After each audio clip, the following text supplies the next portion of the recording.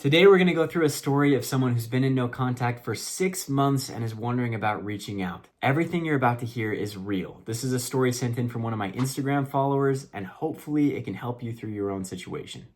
All right, without further ado, let's get into the story. This is a male, 25 years old, and a female who is 27 years old, and she's the one telling the story.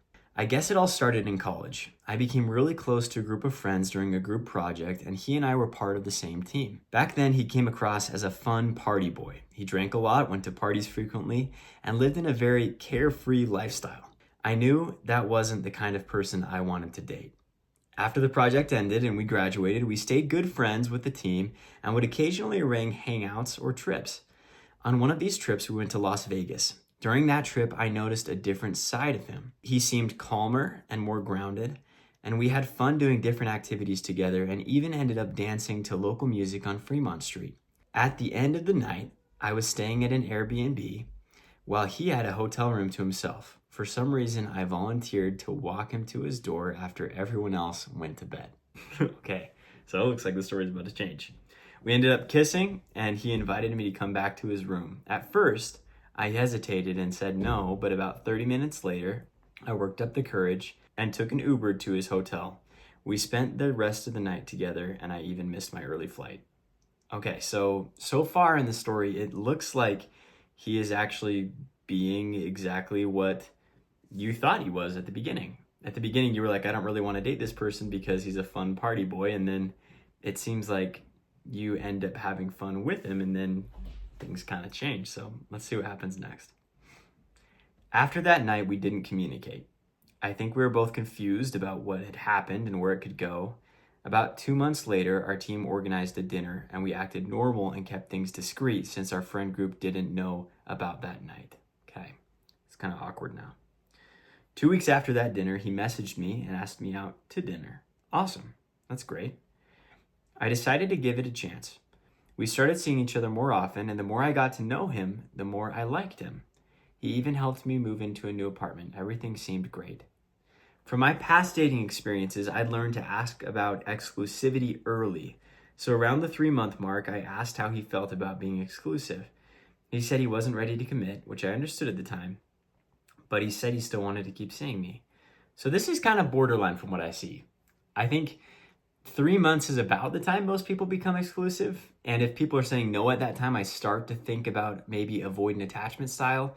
But it's pretty normal to say no at that time too. Like it's kind of the beginning of when people start doing it.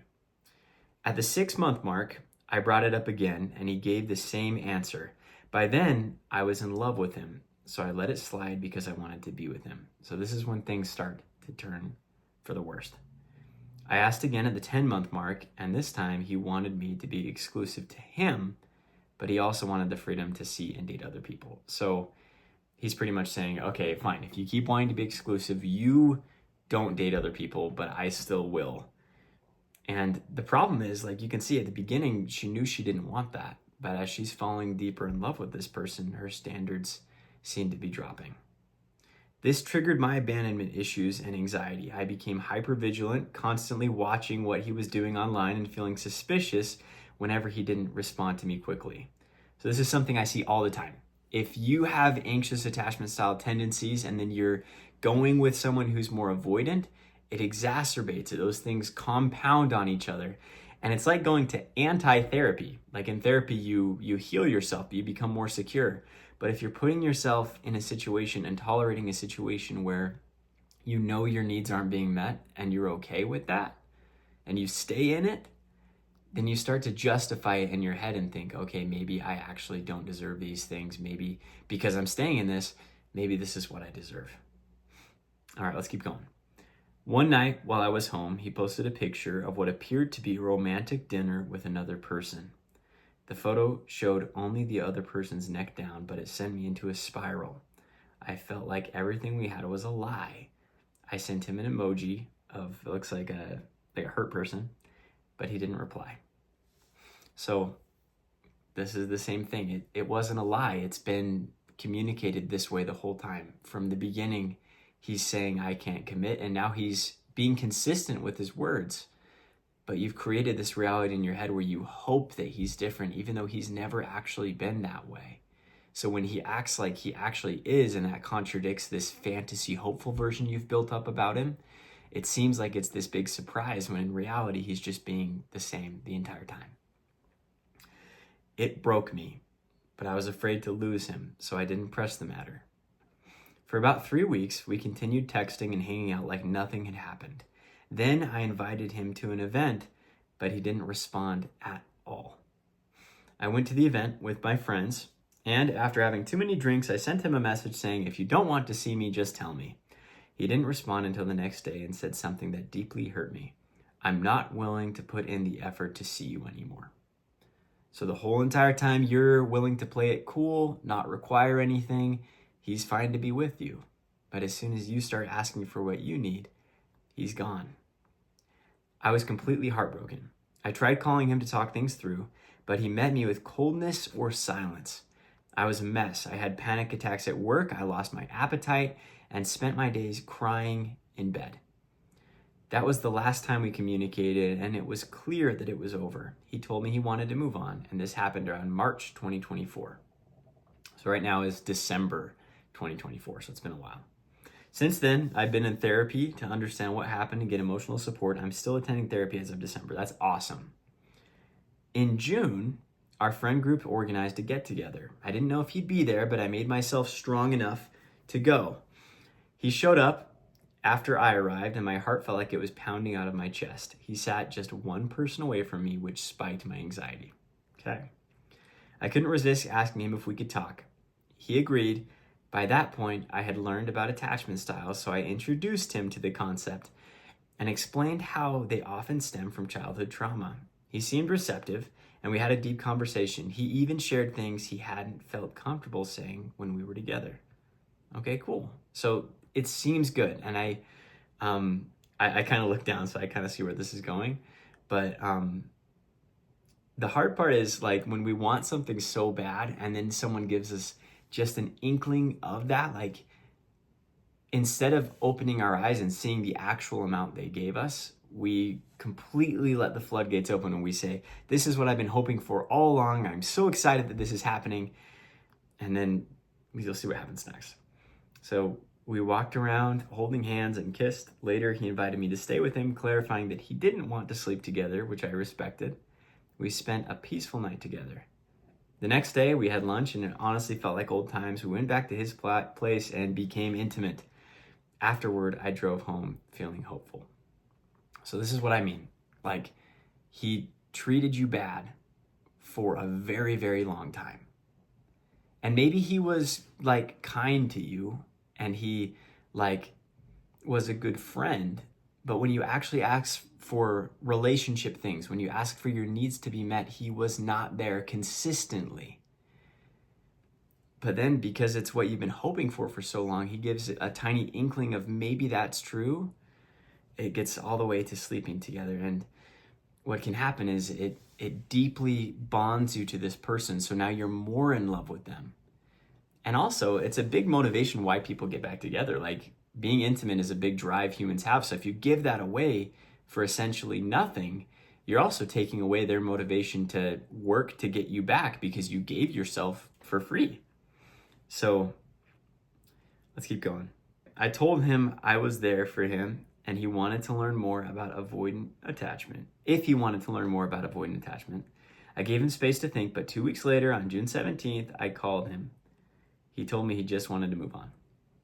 Okay, so you're saying that you'll teach him more, you'll be there for him, you wait 2 weeks. I can guess that those 2 weeks were probably agonizing. You're probably going back and forth in your head, wondering if you've been used or wondering if you're making the right choice.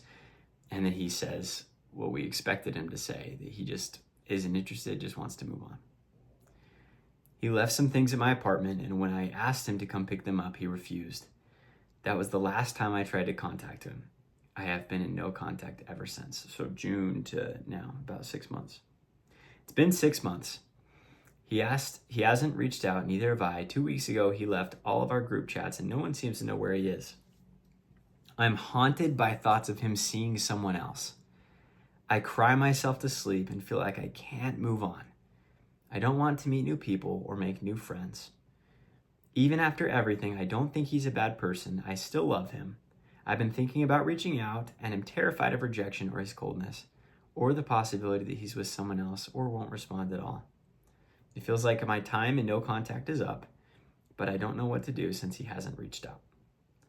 Okay, so let's get into what I think I would do here. Before we get into that, though, I wanted to make a personal message to the person whose story this is. I think you are a phenomenal person, and I can clearly see that you're trying your best to give all of the love that you have. As I read this story, I feel like this person isn't giving back what you're putting in. And what I have to say, going forward, might sound a little bit harsh because I really do believe that you can find someone like that. But just remember that whether he chooses you or not has nothing at all to do with your worth as a person. It has to do with his level of readiness to be in a relationship, which seems to be lacking. So with that said, let's get into what I think about the story. This story is the perfect example of the saying, when somebody tells you who they are at the beginning of the relationship, believe them. When somebody tells you they're not ready for a relationship, believe them. Oftentimes people with anxious attachment style think that, okay, I can convince this person that I'm different or that I'm worth committing to. And then we attach our worth to that. We think, okay, if I can convince them and they're not being convinced, then I must not be enough. I must not be doing enough. I need to continue being there for them, continue working for it.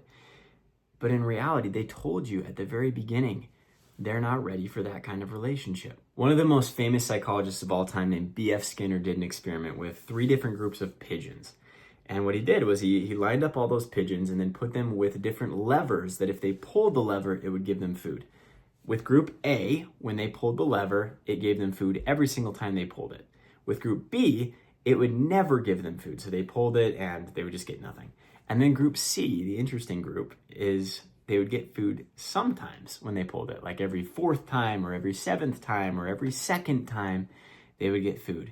And then once these pigeons got used to it, he turned off all of the levers. So now none of them would ever deliver food. The first group, the one that would get food consistently, ended up pulling the lever for about 4 times and then they were done.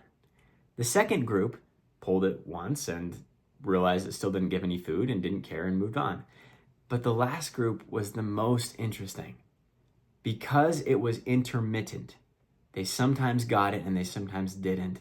They pulled the lever until they collapsed with exhaustion. This psychology, called intermittent reinforcement, is the exact thing that happens in relationships like this one, where you work and you work and you work, and sometimes you get reassurance. Sometimes they're there for you, and then you work and you work and you work, and sometimes they're not, and they say, no, I'm not into this. I'm 1 foot out, I'm 1 foot in, I'm not ready, I don't know what I'm looking for.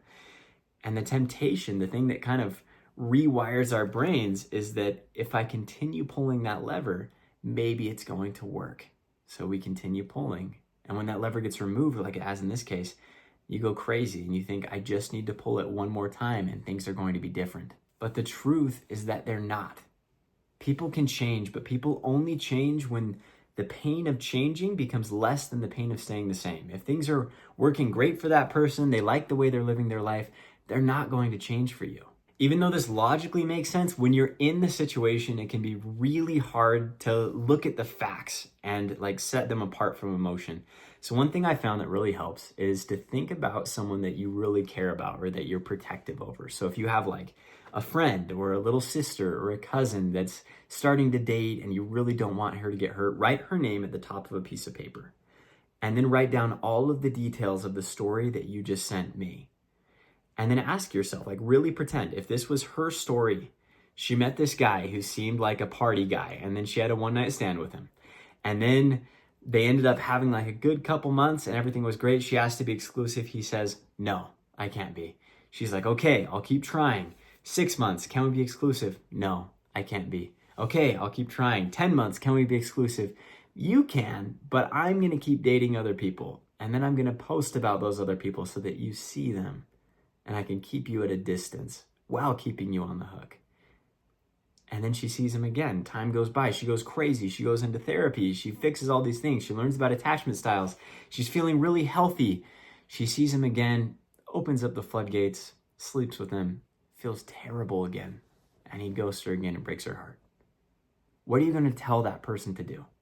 If you truly care about them, what advice would you give them? And why do you love them more than you love yourself? Why would you be okay with them following that advice, but it's not okay for you? So in summary, the key takeaways I take away from this story is believe people from the start. They are who they are. Believe what you see. And then second, when you're having a really hard time moving on from someone, retell the story as if it's someone who you care about's story. And then ask yourself why they get to have a happier life than you do. You should care about yourself at least as much as you care about them.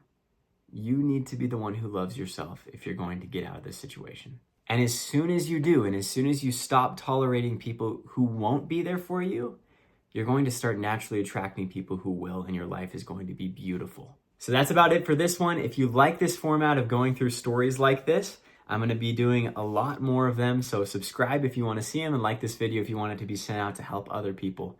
If you want one-on-one help just like this, the link is in the description, and I'll see you in the next video.